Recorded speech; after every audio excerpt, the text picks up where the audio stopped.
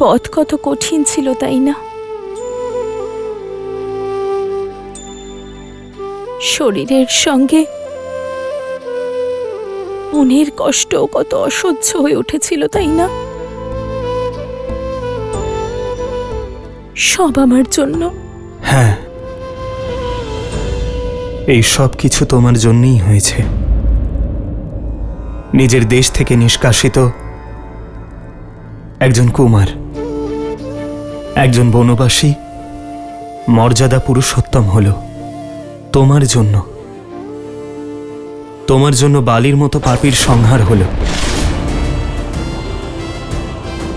তোমার জন্য সমুদ্রের সেতু বন্ধনের মতো অসাধ্য সাধন হল।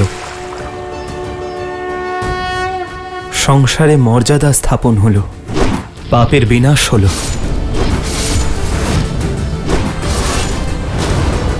এই সব তোমার জন্যই তো হলো সীতা। তোমার মনে হলো তুমি যাত্রার লক্ষ্য, কিন্তু আমার দৃষ্টিতে তুমি এই যাত্রার ভিত্তি ছিলে সীতা। সংসার দেখল এই যুদ্ধ রাম জয় করেছে, কিন্তু রাম জানে যে এই যুদ্ধ সীতা লড়েছে। এ রামের থেকে অধিক সীতার জয় সীতা। সেজন্য সংসার এবং রামের পক্ষ থেকে তোমাকে অনেক অনেক ধন্যবাদ। আমার এইরূপ প্রশংসা করে আপনি সেই দুঃখ, সেই কঠিন পথের যাত্রা আমার মন থেকে ভোলাতে পারবেন না আরজু। আমার একটা ইচ্ছে আছে, লঙ্কা পর্যন্ত আপনার পৌঁছানোর যাত্রা যদি আমার দেখার সৌভাগ্য হতো, তাহলে ধন্য হতাম। সংসারের সবচেয়ে সুন্দর তীর্থ করতে পারতাম। যদি কখনো সুযোগ পান, তাহলে আপনার জীবন সঙ্গিনীকে, আপনার জীবনের সঙ্গে কঠিন পথও দেখাবেন। সীতার ইচ্ছে তো রামের কাছে প্রকৃতির আদেশ তুল্য। জন্মভূমি যাওয়ার পূর্বে আমরা দুজন কর্মযাত্রার পথ একসঙ্গে দেখব। সীতা, এতে তোমার ইচ্ছে পূরণ হচ্ছে, কিন্তু স্বার্থ আমার। রঘুকুল সর্বদা নিজেদের সহায়কদের কৃতজ্ঞ থাকে। আমরা এই যাত্রায় আমাদের সহায়কদের ধন্যবাদ বলার সুযোগ পাব। চলো সীতা, এই যাত্রায় অগ্রসর হই। ততক্ষণে হনুমান আমার বার্তা নিয়ে অযোধ্যায় পৌঁছে যাবে।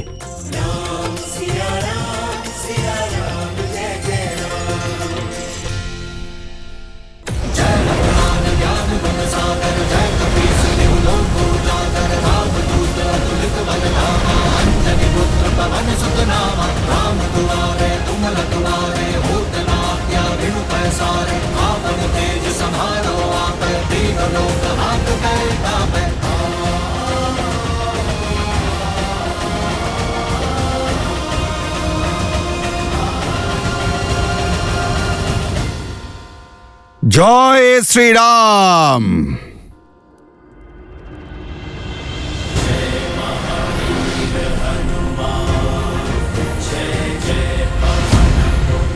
হনুমান অবশ্যই দাদার সংবাদ নিয়ে এসেছে। ভ্রাতা ভরতকে হনুমানের প্রণাম। হনুমান,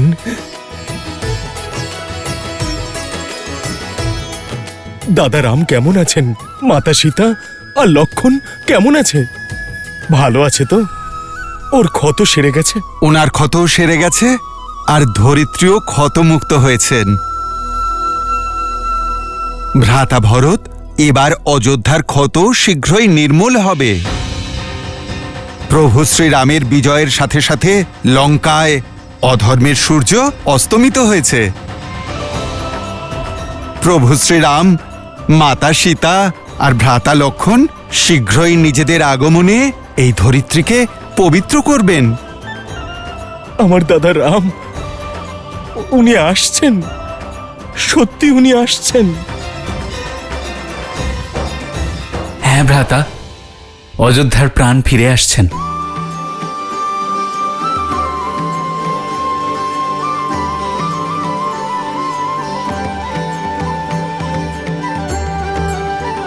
হনুমান, এই প্রাণহীন নির্জীব শরীরে তুমি পুনরায় প্রাণ সঞ্চার করেছ। জানি না তোমায় কিভাবে ধন্যবাদ জানাবো। হনুমান তো এলেন, কিন্তু রাম কিভাবে আসবেন? 14 বছর পূর্ণ হতে আর কয়েক প্রহর বাকি। এত শীঘ্র ওনার অযোধ্যায় আসা অসম্ভব। রাম সময় মতো অযোধ্যায় না ফিরলে এই সুখের নগরী দুঃখের সাগরে তলিয়ে যাবে। আজকের এই অমাবস্যার রাত্রি চিরকালের মতো রঘুকুলের সূর্যকে গ্রাস করবে। এমন কি ঘটেছে মহর্ষি? তুমি দেখতে চাও হনুমান? ভ্রাতা ভরত, আপনি আমাকে আজ্ঞা দিন, আমি রাজ্য আর প্রজাদের অবস্থা দেখে আসছি। জয় শ্রীরাম।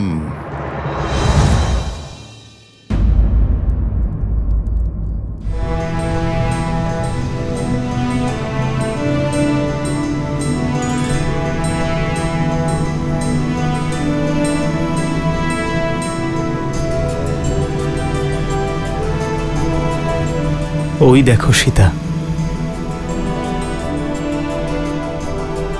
এটি সেই যুদ্ধভূমি যেখানে ধর্মের শঙ্খনাদ বেজেছিল।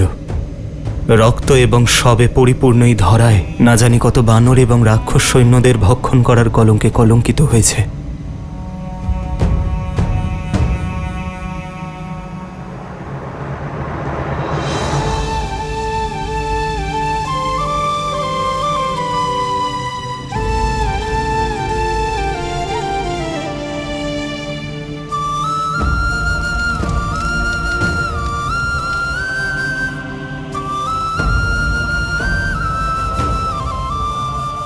শান্তির পূর্বে ঝঞ্ঝা আসেই আর্য।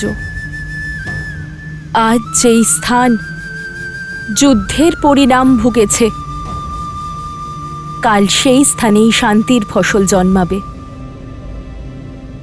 সীতা, এখানে অসুরদের মহারাজ দশানন রাবণের বিনাশ হয়েছিল, যিনি স্বয়ং ব্রহ্মাদেবের থেকে অজেয় হওয়ার বরদান পেয়েছিলেন। কিন্তু ধর্মের প্রহার আর কর্মফল দ্বারা প্রাপ্ত বরদান ওনাকে রক্ষা করতে পারেনি।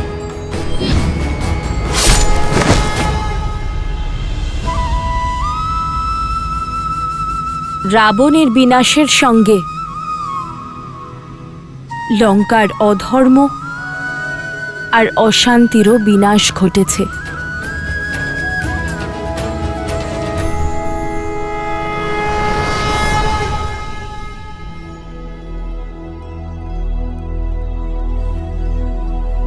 বাবা, এই খাবারটা খেয়ে নাও। বাবা উপবাসে আছেন। হ্যাঁ মা, শ্রীরামকে দর্শন করার পরেই আমি উপবাস ভাঙব। যতক্ষণ না প্রভু শ্রীরামের দর্শন পাচ্ছি আমি খেতে পারবো না সোনা।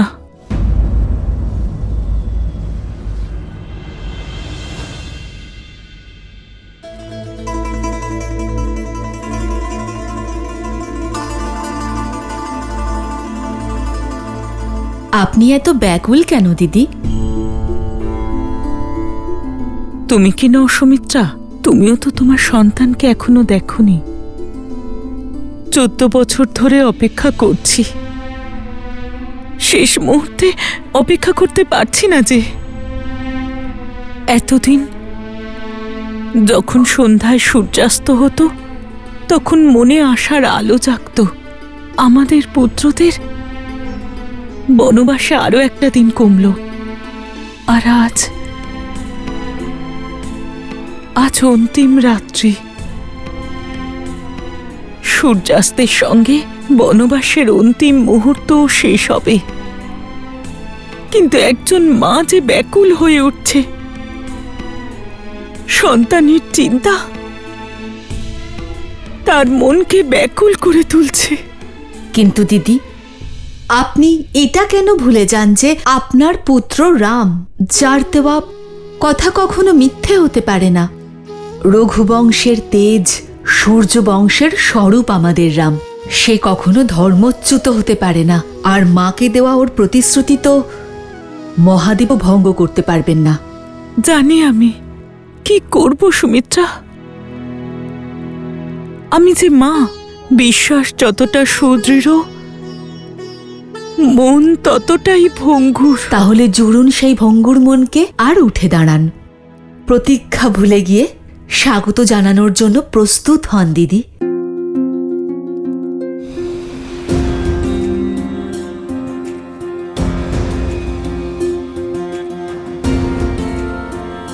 এই নাও ফল, মিষ্টি সুস্বাদু ফল। প্রেমের সকল পরাকাষ্ঠা পার করেছে অযোধ্যাবাসীরা, কিন্তু বিরহের অন্ধকার আশার প্রদীপকে জ্বালাতে পারেনি।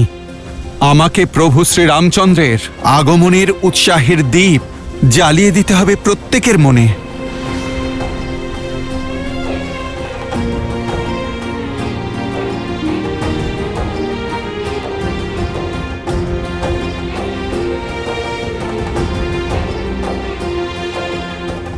যখন প্রজারাই এত উদাস, তখন আমার প্রভুর পরিবারের সবাই কতই না ব্যাকুল। মাতারা না জানি কত কষ্টে আছেন।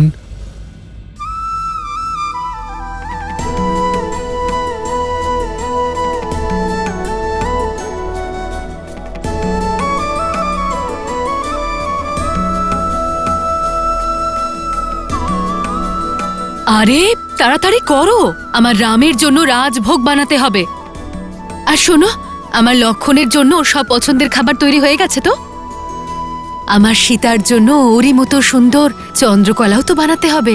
এসেই যদি খিদে পেয়ে যায় তখন কি করব আমি? তাড়াতাড়ি করো। আর হ্যাঁ, পায়েসে কেশর দিতে ভুলো না।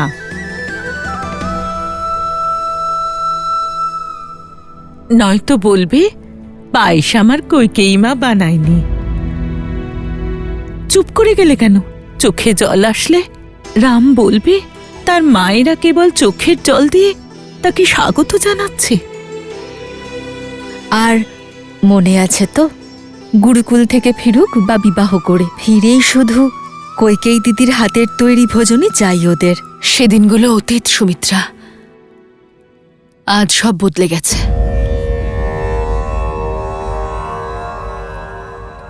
আমার জন্যে আমার রাম, লক্ষণ আর সীতাকে কত কষ্ট সহ্য করতে হয়েছে, তাই না? আমার জন্যে আমার রাম আর সীতা কত বিরহ সহ্য করেছে। প্রভুর কাছে শুধু এটুকুই অনুরোধ যে আজ যেন আমার রাম আমার রান্না খেয়ে তৃপ্ত হয়, ব্যাস। ওদের ভোজন পরিবেশনের পূর্বে আমাদের পূর্বপুরুষদের ভোগ নিবেদন করতে হবে। পূর্বপুরুষদের পূজা তাদের প্রসন্ন করার জন্য অমাবস্যার চেয়ে শুভ দিন হতেই পারে না। আর আজকের দিনে ওনারা তারারূপে ধরিত্রীতে আসেন। আজ ওনাদের পুজো করলে আমরা ওনাদের আশীর্বাদ পেয়ে ধন্য হব। নিশ্চিন্ত থাকুন দিদি, রঘুকুলের সমস্ত তারা আজ পৃথিবীতে আসবে আমার রামকে, অযোধ্যার নতুন রাজাকে আশীর্বাদ করতে, শুভকামনা জানাতে।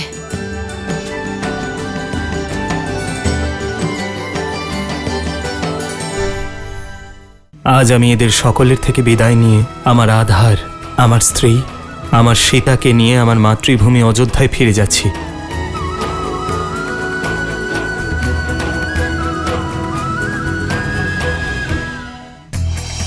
শত্রুঘ্ন স্ত্রী শ্রুতকীর্তি এমন একজন চিত্রকর ছিলেন যিনি মধুপুরা চিত্রকলাকে সৃষ্টি করেছিলেন। মধুপুরার নাম অনুসারে শত্রুঘ্ন নিজের রাজধানীর নাম রাখেন, যা আজ মথুরা নামে পরিচিত।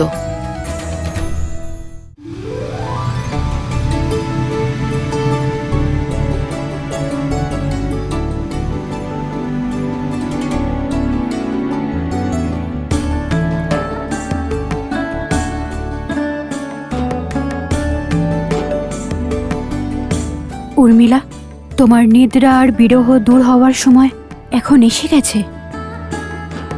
14 বছর ধরে আমি আপনার হয়ে নিদ্রায় থাকব, যাতে আপনি 14 বছর ধরে বিনা নিদ্রায় নিজের ধর্ম পালন করতে পারেন। এখন সময় হয়েছে দিদি, এবার তোমার সমস্ত তপস্যা, তোমার কষ্ট আর ত্যাগ সমাপ্ত হবে। যখন তুমি তোমার চোখ খুলবে, তখন তোমার সঙ্গে সমগ্র জগৎ আনন্দে মেতে উঠবে।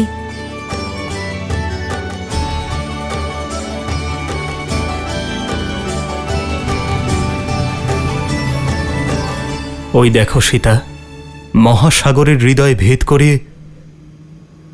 লঙ্কায় পৌঁছে যাওয়া সেতু।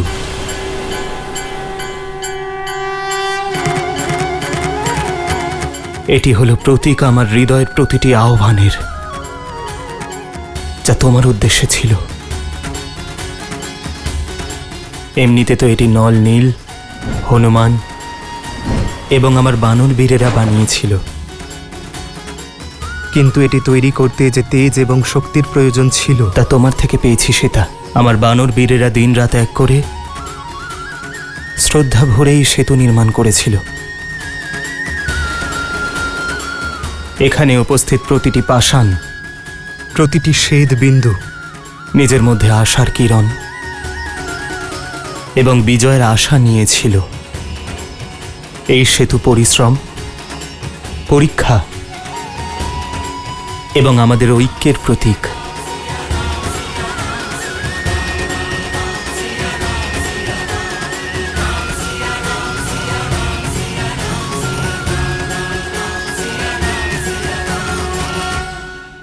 আজ আমি এদের সকলের থেকে বিদায় নিয়ে আমার আধার, আমার স্ত্রী, আমার সীতাকে নিয়ে আমার মাতৃভূমি অযোধ্যায় ফিরে যাচ্ছি।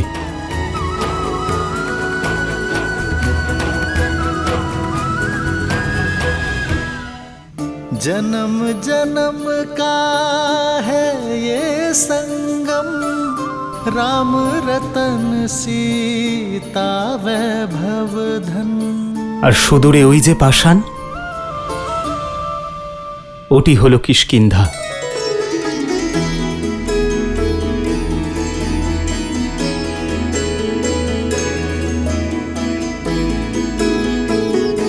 এখানেই আমার মিত্র বানররাজ সুগ্রীব আর বালির মধ্যে যুদ্ধ হয়েছিল সীতা। লক্ষ্য প্রাপ্তির পথ সিদ্ধ হয়েছিল। একজন নারীকে অসম্মানকারীর প্রতি প্রতিহার। এখান থেকেই শুরু হয়েছিল সীতা।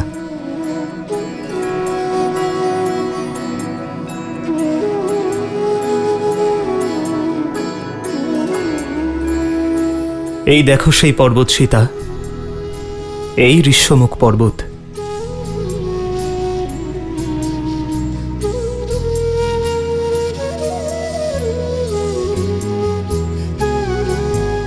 এখানেই হনুমান, সুগ্রীব আর বানর বীরদের সঙ্গে আমার প্রেম এবং ভক্তির বন্ধন জুড়েছিল।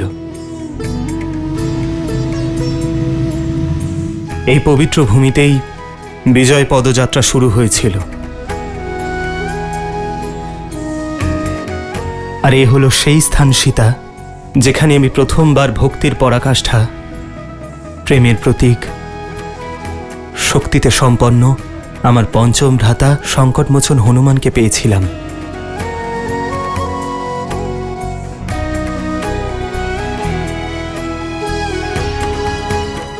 এই সকল স্থান আমাদের পরীক্ষা আর আমাদের প্রতীক্ষার প্রতিবিম্ব সীতা। আমাদের প্রতিটি পদক্ষেপ, প্রতিটি নিরাশা, প্রতিটি সংগ্রামের চিহ্ন আছে এখানে। আর আজ আমি এদের সকলের থেকে বিদায় নিয়ে আমার আধার, আমার স্ত্রী, আমার সীতার সঙ্গে মাতৃভূমি অযোধ্যায় ফিরে যাচ্ছি।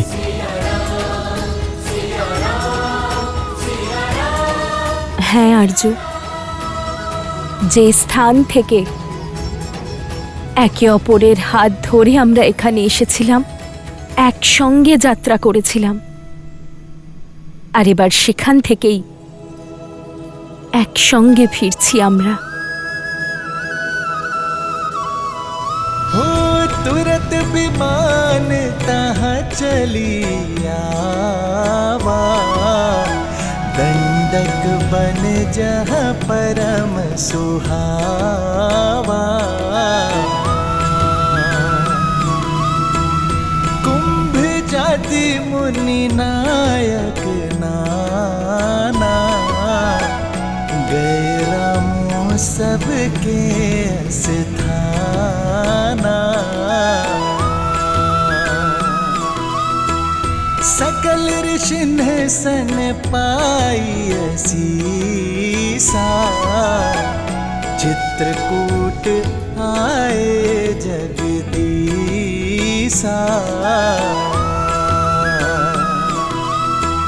तह करि मुनि नह केर संतोषा चला विमानु तहते चोखा